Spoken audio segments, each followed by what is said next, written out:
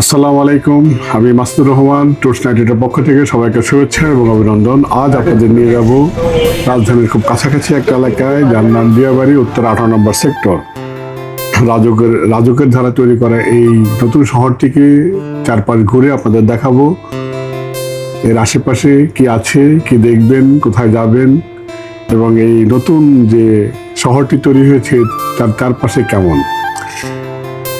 দিয়াবাড়ি ঢাকার উত্তরা সেক্টর 15, 16 এবং 18 একটি এলাকা, যা একসময় মূলত কৃষিজমি ও জলাভূমি ছিল। গত 2 দশকে রাজধানীর উত্তর দিকে নগর সম্প্রসারণের ফলে এটি দ্রুত উন্নত এলাকায় পরিণত হয়। আগে এলাকাটি ছিল খোলা মাঠ, ধান ক্ষেত ও খাল বেষ্টিত গ্রামীণ পরিবেশ। আজকে আমরা তারই কিছু অংশ দেখব এবং জানার চেষ্টা করব নতুন করে এই দিয়াবাড়িতে কি কি হয়েছে এবং কি কি দেখার মতো আছে। তো চলুন বন্ধুরা, আমরা সামনের দিকে এগোতে থাকি এবং দেখতে থাকি দিয়াবাড়ির এই উত্তরা 18 নম্বর সেক্টরে আমাদের জন্য কি কি অপেক্ষা করছে।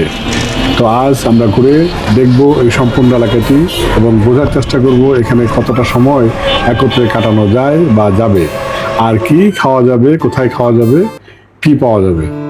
তো সবাইকে শুভেচ্ছা জানিয়ে শুরু করছি আজকের এই ব্লগটি, দিয়াবাড়ি উত্তরা 18 নম্বর সেক্টর।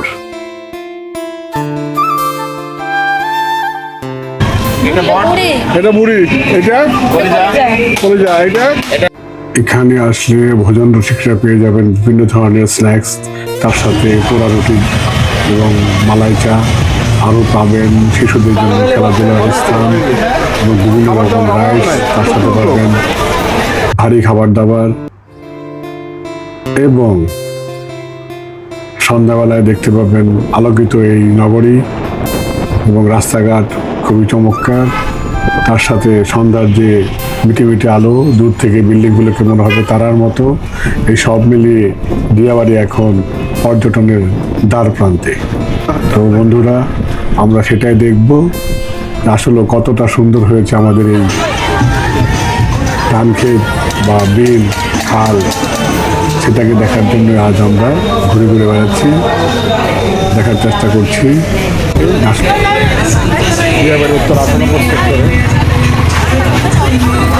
হ্যালো ভিউয়ার্স, শুরু হয়ে গেল রাজকের সেই আবাসিক এলাকাটিতে ভ্রমণ।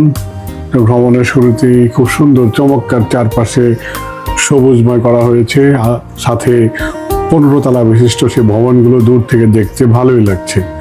তার পাশে দেখলাম পর্যাপ্ত খেলাধুলার মাঠ আছে এবং এই আবাসনের ভিতরে মাঠ, মসজিদ, মন্দির এবং খ্রিস্টানদের জন্য উপাসনালয় সবই এখানে করা হয়েছে। পর্যাপ্ত প্ল্যান করেই এই আবাসন ব্যবস্থাটি করা হয়েছে।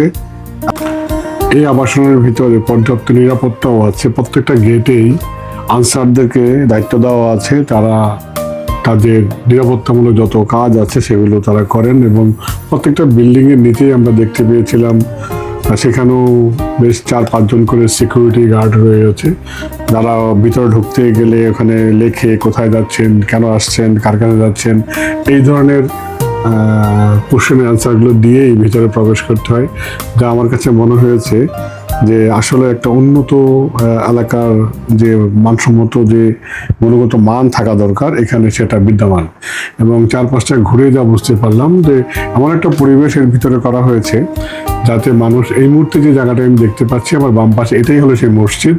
ঠিক খুব চমৎকার 5 তলা বিশিষ্ট একটি মসজিদ তারা এখানে করেছেন এবং গাড়ি রাখার জন্য আলাদা পার্কিংয়ের ব্যবস্থা করেছেন, মন্দির করেছেন, সেটাও আমরা আস্তে আস্তে দেখব।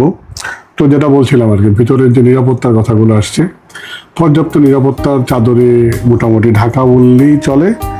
আর চারপাশের পরিবেশ যেটা ছিল সেটা চমৎকার ছিল। আসলে রাজকের এই ধরনের যে প্রোগ্রামগুলো যেটা হয়েছে এটা আসলে নান্দনিক এবং অসম্ভব সুন্দর হয়েছিল।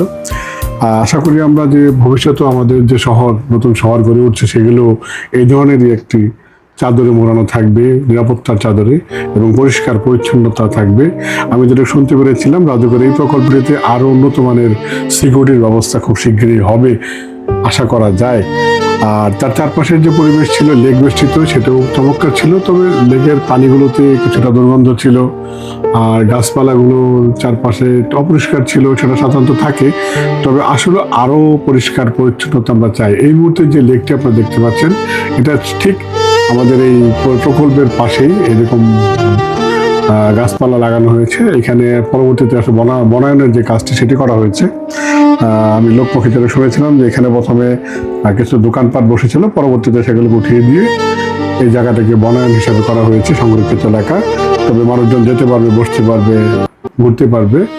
চমৎকার। আর এই যে রোডটি এই মুহূর্তে দেখা যাচ্ছে লেকের পাশ দিয়ে, এটা আরেকটা প্রকল্পের রোড, যেটা হলে সরাসরি মেট্রো রেলের কাছে চলে যাবে। আর যেহেতু মেট্রো রেল যখন থেকে চালু হয়েছে তখন থেকে এই এলাকার ডিমান্ডটাও বেড়ে গেছে। 1990-এর দশক থেকে রাজধানী উন্নয়ন কর্তৃপক্ষ রাজউক উত্তরা নতুন আবাসন এই এলাকাটি গড়ে তোলার পরিকল্পনা শুরু করে। এর ফলে দিয়াবাড়ির দ্রুত উন্নয়ন ঘটে। বর্তমানে এটি ঢাকার অন্যতম জনপ্রিয় ভ্রমণস্থল। বিশেষ করে শরৎকালে কাশফুলে সাদা হয়ে যাওয়া মাঠে হাজারো দর্শনার্থীদের আকর্ষণ করে। বাংলাদেশের প্রথম মেট্রো রেল এমআরটি লাইন 6 এর উত্তর প্রান্ত ডিপো দিয়াবাড়িতে অবস্থিত। মেট্রো রেল চালু হওয়ার পর এলাকাটির গুরুত্ব আরও বেড়ে গেছে। এখানে অস্থায়ীভাবে কিছু বাজার ঘাট বসে, যা আপনারা এই মুহূর্তে আমার ভিডিওতে দেখতে পাচ্ছেন। আমার ভিউয়ার্সরা অবশ্যই বুঝতে পারছেন যে যেহেতু আবাসন একটি এলাকা, এখানে বাজারঘাট থাকা আবশ্যক, কিন্তু নির্ধারিত কোনো বাজারঘাটের কোনো ব্যবস্থা আমি দেখিনি।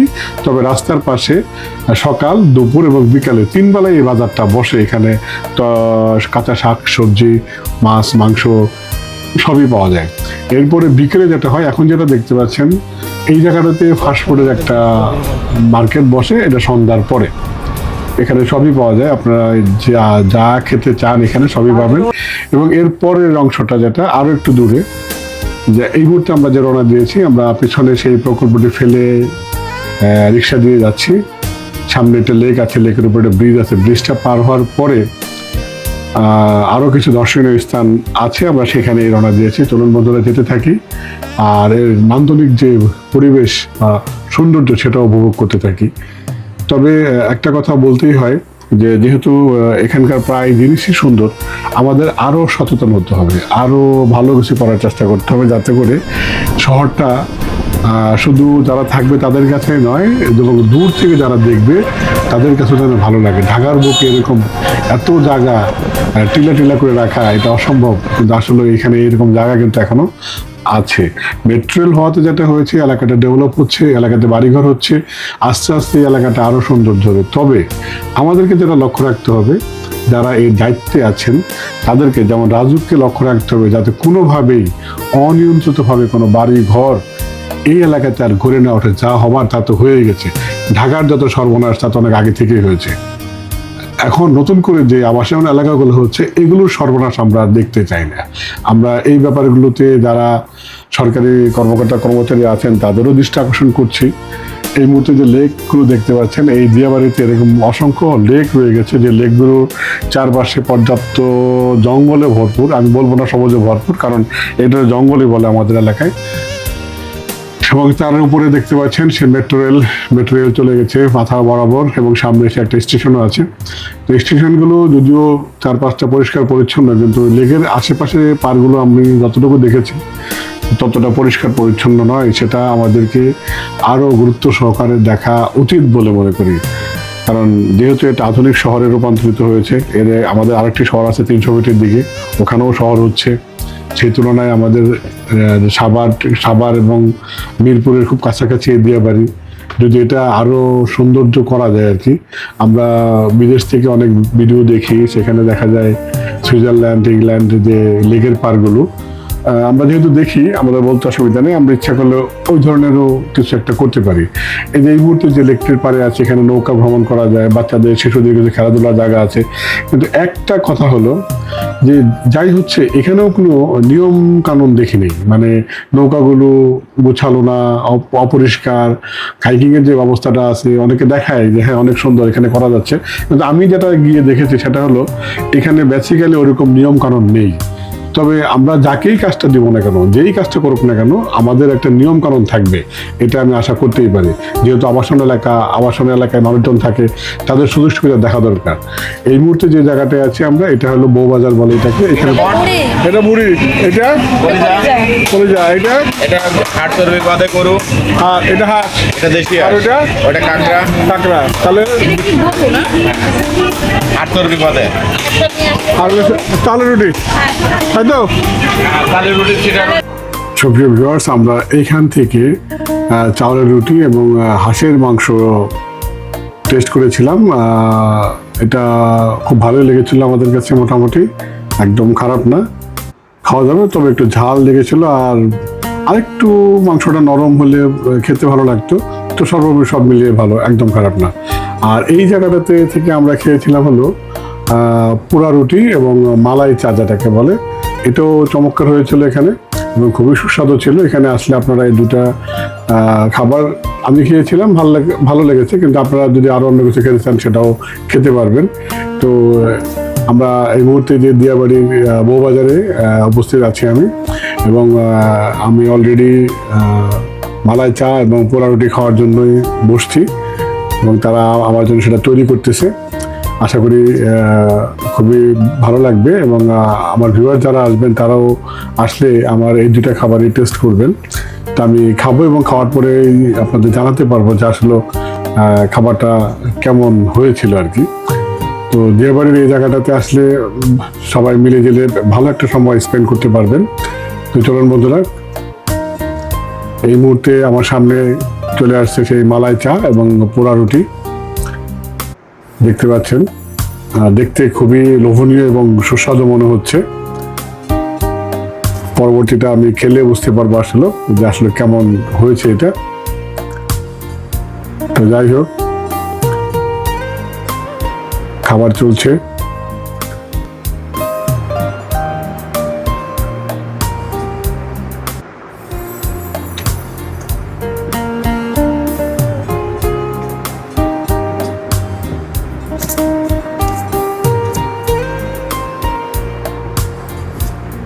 খুব ভালোই লাগছে মনে হয়, এবং খেতে খুব সুস্বাদু হয়েছিল। আমাকে কেউ জিজ্ঞাসা করছিল এবং আমি তারই আনসার দিয়েছিলাম। তো আপনারা আসলে এই মালাই চা এবং এটা টেস্ট করবেন। আর আগেও বলেছিলাম যে এখানে পর্যাপ্ত বাচ্চাদের কিছু রাইডস জায়গায় জায়গায় আছে, 50 টাকার নিচে কোনো রাইডস নেই। এটাও আমার কাছে একটু বেশি মনে হয়েছে। এটাকেও যদি দিয়ে কন্ট্রোল করা না হয়, তাহলে এটাও একসময় মানুষের কাছে অনীহা চলে আসবে। অতএব এটাকে এমন পর্যায়ে রাখতে হবে যাতে সবাই এটা করতে পারে। এবং এখানে যে আরও পর্যাপ্ত খাবার দোকানগুলো আছে, সেগুলো আপনারা এই মুহূর্তে আমার ক্যামেরায় দেখতে পাচ্ছেন। এখানে খাবারের দোকানে আসলে অভাব নেই, কারণ আমাদের দেশে তো মানুষ ভোজন রসিক। সেই হিসাবে আপনারা এখানে আসলে এই সন্ধ্যার সময় পর্যাপ্ত খাবারের সমাহার পাবেন। যার যেটা ভালো লাগে, যার যেটা রুচিতে আসে সেটা খেয়ে নেবেন। আমি দুইটা খেয়েছিলাম, সেটা বলেছি এর আগেও। আর এই পাশটাতে পাবেন হলো চটপটি, পর্যাপ্ত চটপটির দোকান এখানে আছে। আসলে এক বেলা ঘুরতে এসে এত খাবার তো খাওয়া যায় না। আমি মালাই চা খেয়েছিলাম, হাঁসের মাংস দিয়ে চাউলের রুটি খেয়েছিলাম, চটপটি খাওয়ার ইচ্ছে ছিল, কিন্তু আসলে ওই যে অনেকগুলো খাবার একসাথে তো খাওয়া সম্ভব নয়। এই পাশে যা দেখতে পাচ্ছেন এই মুহূর্তে সব হলো চটপটির দোকান। তো আপনারা এখানে আসলে এই চটপটির টেস্ট করতে পারবেন। এই মুহূর্তে আমরা ফিরে যাচ্ছি আমাদের সেই প্রকল্পের এখানে, এবং রাতের বেলা রিক্সাতে যে রাস্তাটা দেখতে খুবই চমৎকার লাগছিল, এবং দূর থেকে প্রকল্পের যে বিল্ডিংয়ের যে লাইটগুলো জ্বলছিল, এগুলোকে তারার মতো মনে হচ্ছিল। আর এখন তো বর্তমানে এখানে আলোকসজ্জা করা হয়েছে, আলোকিত রোড করা হয়েছে, আর তেমন কোনো সমস্যা আপাতত শুনতে পাই না এখানে। লোকমুখে যেটুকু শুনেছিলাম যে বেশি নিরিবিলি হলে সেই জায়গাতে না যাওয়াটাই ভালো, কারণ আমরা বাঙালি, এটা আমাদের মনে রাখতে হবে।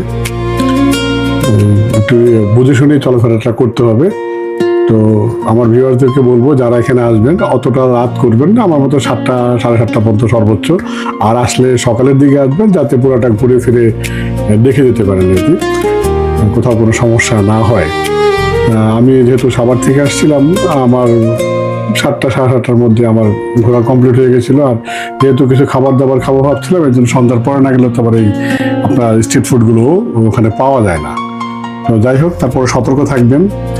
আমার ভিউয়ার যারা এখানে আসবেন, কোথাও কোনো সমস্যা নেই, মোটামুটি সব দিকেই খুব সুন্দর ছিল, ভালো ছিল। তার সাথে প্রকল্পের যে বাসা বাড়িগুলো, সেখানে যে কেউ থাকে তার বাসায় যাবেন, সেটাও দেখতে পাবেন খুব চমৎকার, এবং এরিয়াটা খুবই চমৎকার হয়েছে। এর জন্য আমাদের রাজুক এদেরকে একটা ধন্যবাদ না দিলেই নয়। আমরা চাই রাজুক আমাদের আরও এই ধরনের সুন্দর সুন্দর প্রকল্প আমাদের উপহার দিক। আমরা বাঙালি হিসাবে সুন্দর একটা পরিবেশ রিজার্ভ করতেই পারি। আমাদেরও এখন অনেকটা উন্নত হয়েছে আমাদের সমাজ ব্যবস্থা। তো আমার এই বক্তব্যটুকু রেখে আমি আজকে আমার এই দিয়াবাড়ি থেকে বিদায় নিব। তবে আমার ভিউয়ার, শুভাকাঙ্ক্ষী এবং যারা যারা আমার এই ভিডিওটা দেখছেন, সবাইকে আবারও শুভেচ্ছা এবং অভিনন্দন। আজকের মতো বিদায়। আবার দেখা হবে নতুন কোনো ভিডিও নিয়ে, আপনাদের সামনে আসবো। আমি মাসুদুর রহমান। আসসালামু আলাইকুম। রাতের বেলা খুবই চমৎকার লাগছিল এই প্রকল্পের ভিতরের বাসাবাড়িগুলো, রাস্তাঘাটগুলো খুব চমৎকার, একদম পরিষ্কার পরিচ্ছন্ন এবং আলোকিত। খুব নিরাপদ ভেবেই মানুষ পথ চলাচল করছে। আসলে এখানে বসবাস করার মতো উন্নত জীবন ব্যবস্থা তৈরি হয়েছে। আমরা এখন এই পর্যায়ে এসে এই ধরনের উন্নত বসবাসের জন্য স্থান পেতেই পারি। আর এটাকে আরো সুন্দর করার যে চেষ্টা, সেটাও যেহেতু চলমান আছে। সামনে আমরা আরো ভালো কিছু পাবো ইনশাল্লাহ। আমার কাছে দিয়াবাড়ির এই প্রকল্পটি খুবই ভালো লেগেছে, এবং রাস্তাঘাট, চলাফেরা, মাঠ, খেলার মাঠ, স্কুল, কলেজ, এবং নতুন একটা কলেজের জন্য জায়গাও রাখা হয়েছে ভিতরে। স্কুল অবশ্য চলমান আছে। তো সব মিলিয়ে মানুষের জন্য এত সুন্দর একটা আবাসন ব্যবস্থা খুবই চমৎকার।